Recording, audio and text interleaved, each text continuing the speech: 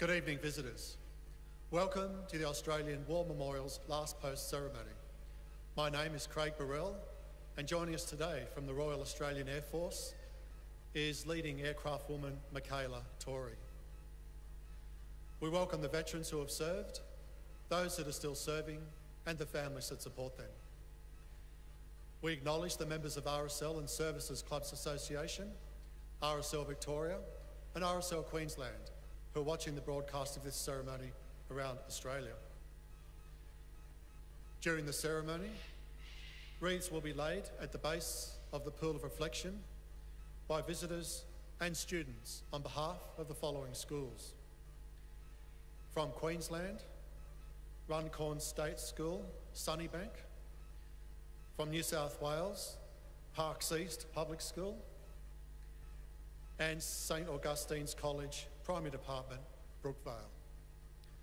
Please stand and join in singing the National Anthem.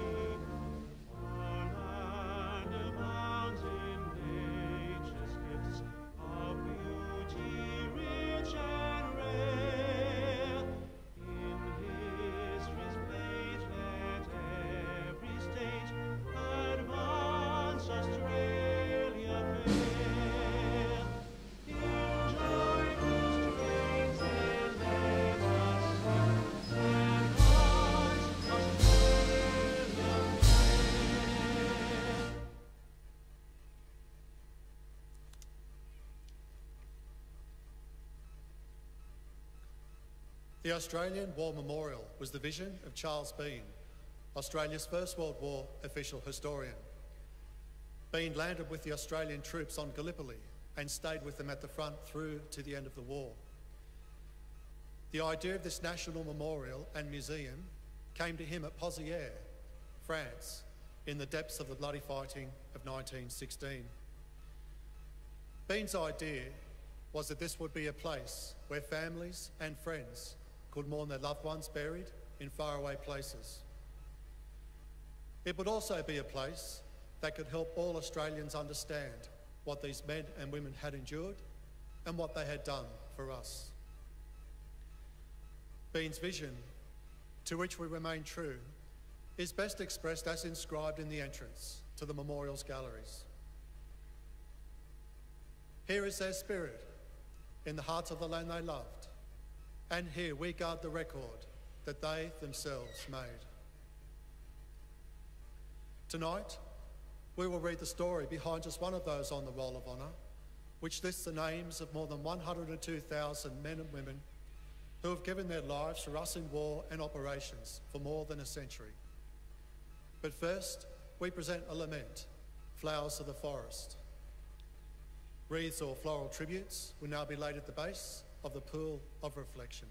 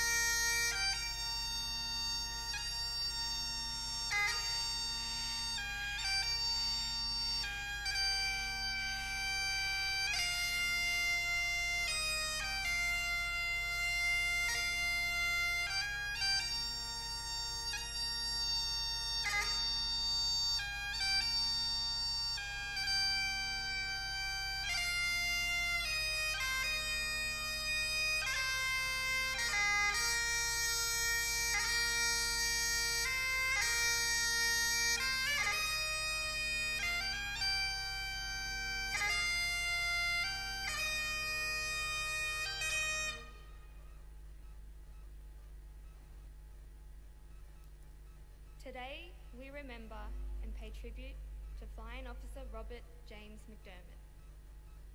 Born in Hobart on the 22nd of May, 1921, Robert James McDermott was the son of John and Theodora McDermott.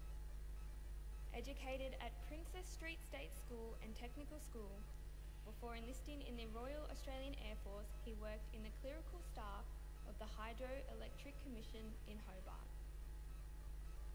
A talented musician, McDermott had attended the Melbourne Conservatorium of Music. In Britain, he had been attending the Trinity College of Music in London and had been accepted for study at Oxford University. After enlisting in March 1940, McDermott undertook a period of training before he embarked for overseas service.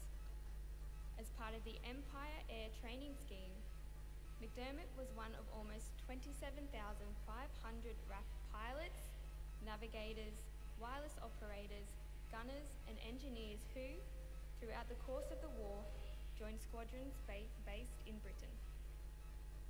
After arriving in Britain, McDermott undertook further specialist training and was posted to number 521 Squadron, Royal Air Force. Number 521 Squadron was a meteorological observation unit within RAF Coastal Command. On the 7th of February 1945, McDermott was a crew member aboard a twin-engine Lockheed Hudson light bomber undertaking a regular meteorological sortie. During the flight, somewhere off the Norwegian coast, the weather deteriorated. McDermott's plane sent a SOS signal, but nothing was further heard or seen of the aircraft.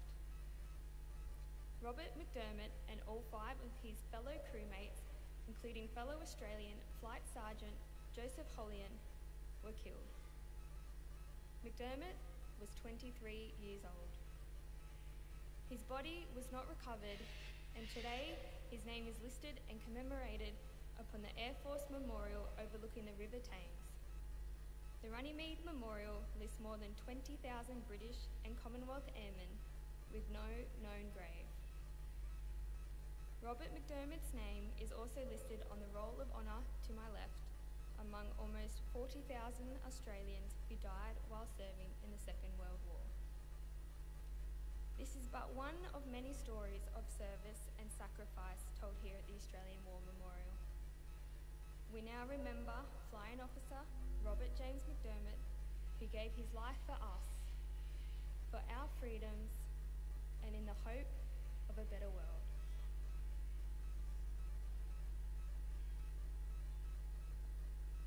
Please stand for the ode and the sounding of the last post.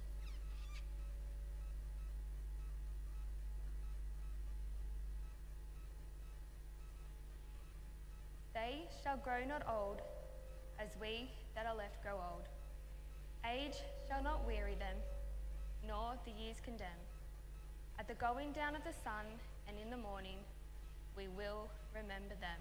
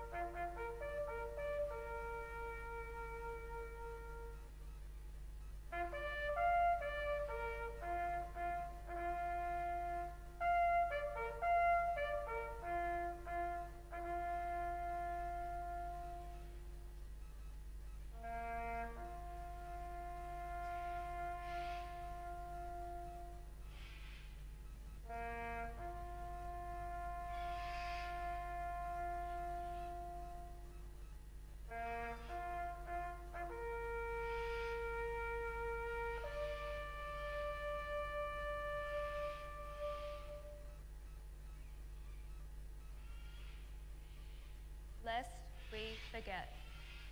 Lest we forget.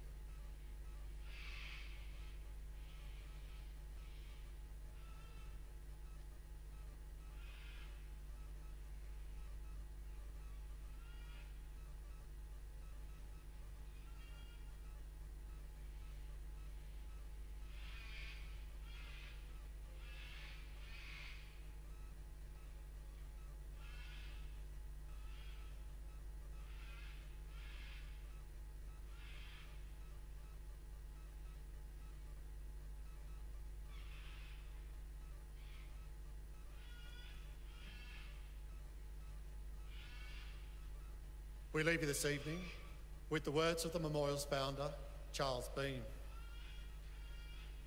Many a man lying out there at Pozieres or in the low scrub at Gallipoli, with his poor, tired senses barely working through the fever of his brain, has thought in his last moments, well, it's over. But in Australia, they will be proud of this. Ladies and gentlemen, boys and girls, that concludes the last post ceremony. Thank you for visiting the Australian War Memorial and good evening.